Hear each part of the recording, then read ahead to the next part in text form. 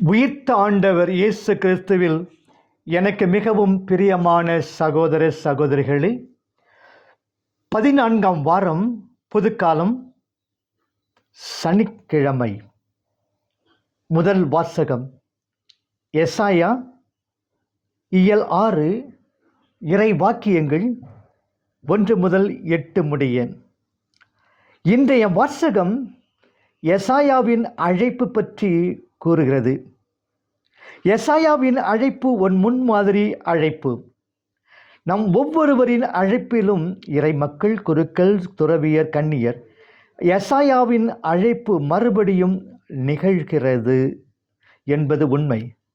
எசாயா போன்ற நாமும் இதோ ஆண்டவரை, அடியேன், என்னை அனுப்பும் 6-8 என்று கூறுவோமா?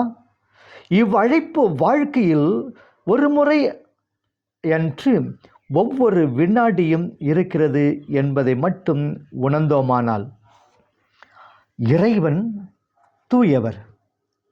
எசாயா இறைவாக்கினரின் முக்கிய கருத்துக்களில் ஒன்று ஆண்டவரின் தூய்மையை எடுத்து காட்டுவது ஆகும்.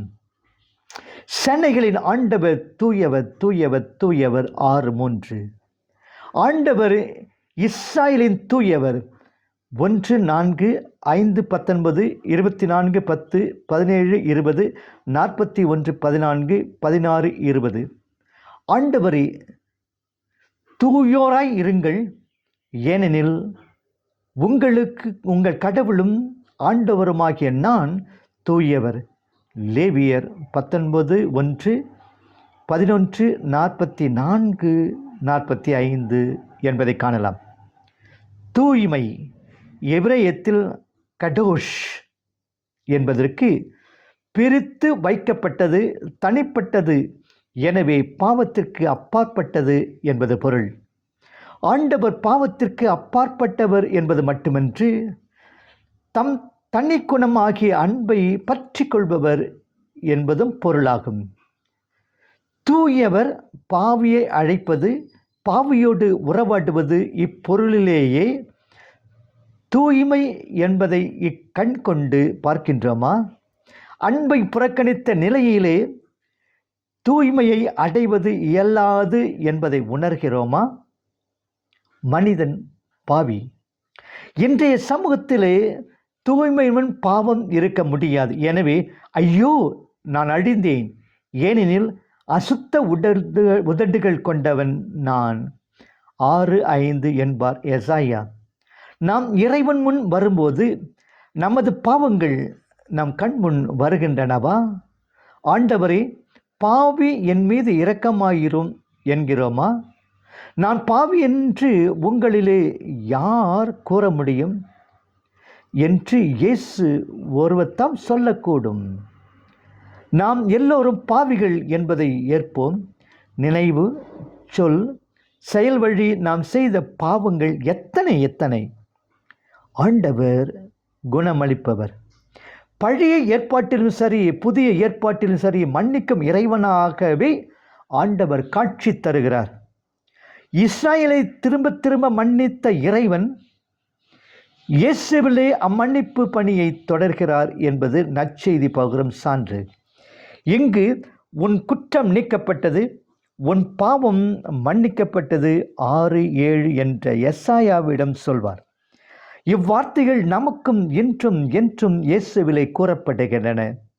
உங்கள் பாவங்கள் கடும் சிவப்பாய் இருக்கின்றன, எனினும் உறைந்த பனி போல அவை வெண்மையாகும். இரத்த நிறமாய் அவை சிவந்திருக்கின்றன, எனினும் பஞ்சை போல் அவை வெண்மையாகும். எசாயா 1:18 என்பார் ஆண்டவர். எனவே மனம் திரும்பி ஆண்டவரிடம் வருவோம்.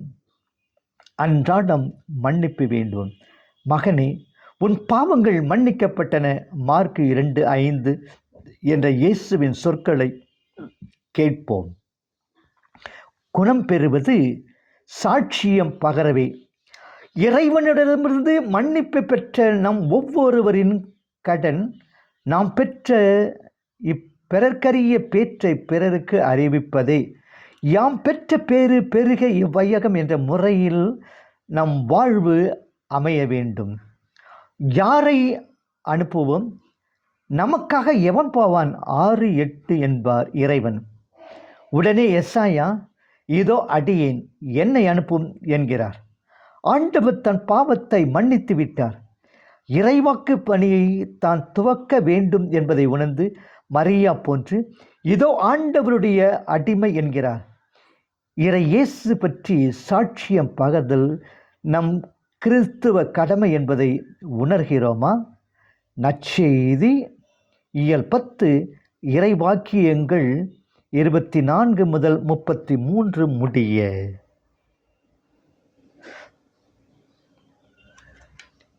உண்மைக்கு சான்று பகரவே இயேசு இவ்வுலகிற்கு வந்தார். உயிரை கொடுத்து அதற்கு சான்று பகர்ந்தார். உண்மையே, உன் விலை என்ன என்பார்கள். தெய்வ திருமகனின் உயிரே அதன் விலை எனலாம். ஆண்டவரின் சீடர்களும் உண்மைக்கும் நன்மைக்கும் சான்று பகர அழைக்கப்பட்டுள்ளனர்.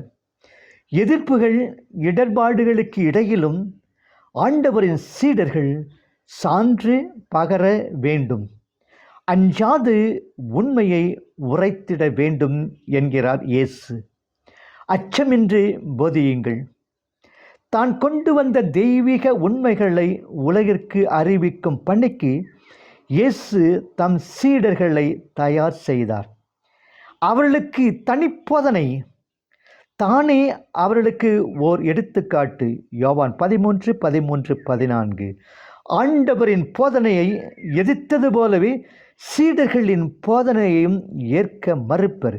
எனினும் இயேசுவின் சீடர்கள் எதற்கும் அஞ்சாது தாம் ஆண்டவரிடமிருந்து அறிந்ததை உலகிற்கு அறிவிக்க வேண்டும்.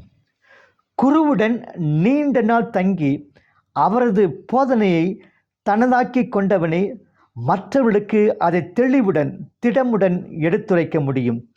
எனவே நாம் போதிக்கும் முன் ஆண்டவரை பேசும் உம் அடியான் கேட்கிறேன் என்று அவரது வார்த்தைக்கு செவி சாய்க்க வேண்டும்.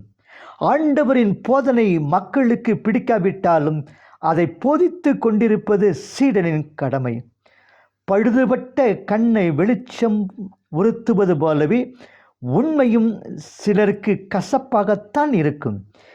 எவ்வளவு கடினமான போதனையாக இருந்தாலும் தாம் இயேசுவிடம் கேட்டறிந்த மறை உண்மைகளை மக்களுக்கு எடுத்துரைக்க வேண்டியது ஒவ்வொருவரின் சீடனின் கடமை என்பதை உணர வேண்டும். போதனையின் வேதனை. தன்னையே தெய்வ திருமகன் என்று அறிமுகப்படுத்தி உண்மைக்கு சான்று பகர்ந்தார் இயேசு. அவருக்கு கிடைத்த பரிசு கழுமரம். திருத்தூதர்கள் ஆண்டவரை அறிமுகப்படுத்தினர், நன்னெறியை போதித்தனர். அதற்காக அவர்களை சிறையில் அடைத்தனர், சித்திரவதை செய்தனர், சாட்டை அடிக்கும் ஆளாக்கினர். அவ்வேளையில் அவர்களுக்கு திடமும் மகிழ்வும் தந்தது ஆண்டவரின் சொற்கள். ஆன்மாவை கொல்ல முடியாதவர்களாய் உடலை கொல்லுவோருக்கு அஞ்சாதீர்கள். தனது 7 பிள்ளைகளையும் நம்பிக்கையில் உறுதியுடன் நிற்கும்படி அறிவுரை கூறி பின்னர் தானும் வாழுக்கிரையாகிய வீர பெண்மணின் வரலாறு நமக்கு நல்ல பாடமாகும். 2 மக்கபே 7ஆம் இயல். அற்ப குருவிகளை காத்து வரும் கடவுள் தன் இரக்கத்தால் சான்று கூறும் பக்தர்களுக்கு தக்க பரிசு வழங்குவார் என்பது உறுதி. எல்லா உலகமும் ஆனாய் நீயே, ஏகமுகம் மேவி இருந்தாய் நீயே ஒரு நிலையில். நல்லாரை நன்மை அறிவாய் நீயே, ஞான சுடர் விளக்காய் நின்றாய் நீயே. பொல்லா வினைகள் அறுப்பாய் நீயே, புகழ் செவடி என்மேல் வைத்தாய் நீயே. செவ்வாய் செல்வம் தருவாய் நீயே என்று தேவாரம் பாடுகிறது. உண்மையாகிய தனக்கு வெளிப்படையாக சான்று பகர்பவர்களை இயேசுவும் தந்தையின் முன்னிலையில் வெளிப்படையாக ஏற்றுக்கொள்வார். அவரை நிராகரிப்பவர்களை இறுதி நாளில் அவரும் நிராகரிப்பார். ஒருவேளை நாம் வார்த்தையால் வெளிப்படையாக இயேசுவை நிராகரியாதிருக்கலாம். எனினும் மனப்பூர்வமாக மற்றவர் முன்னிலையில் அவரை ஏற்றுக்கொள்பவர் எத்தனை பேர்? ஆண்டவருக்காக திரு அவை சார்பில் பேச வேண்டிய வேளையில் மௌனம் சாதிப்பது ஆண்டவரை காட்டி கொடுப்பதற்கு சமம். அற்ப ஆதாயத்திற்காக தன்னை கிறிஸ்தவன் என்று வெளிப்படையாக கூறிக்கொள்ள வெட்கப்படுவோர் கிறிஸ்தவன் என்று கூறினால் இகழப்படுவோமா என்று அஞ்சியவர்கள் இவர்களை தம் சீடர்கள் என்று அழைக்க இயேசுவன் தயங்குவார். கிறிஸ்தவன் என்றாலே துணிவு என்பது தான் பொருள். ஆண்டவர் இயேசு நம்மை நிறைவாக ஆசீர்வதிப்பாராக. ஆமேன்.